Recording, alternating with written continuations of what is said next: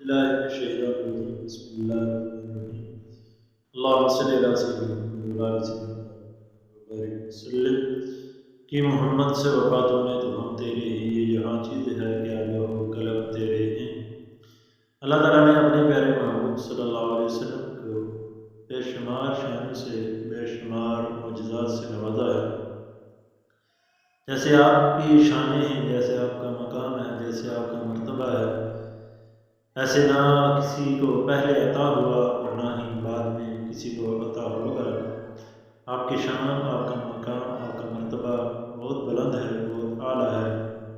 اعلیٰ حضرت عظیم البرکت فرماتے ہیں سب سے اولا والا ہمارا نبی، سب سے بالا والا ہمارا نبی۔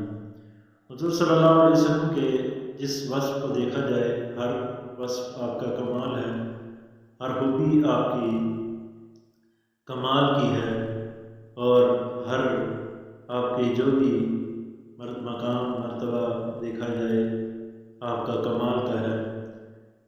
آج صرف اس میں محمد صلی اللہ علیہ وسلم کے حوالے سے تھوڑی سی گفتگو ہوگی۔ آپ صلی اللہ علیہ وسلم نے فرمایا انا محمد وانا احمد، میں محمد ہوں اور میں احمد ہوں۔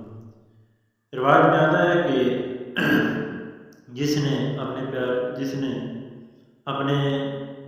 بیٹے کا نام میری محبت کی وجہ سے محمد یا احمد رکھا، اللہ تعالیٰ اس کے بیٹے کی اور اس کی بخشش فرما دے گا۔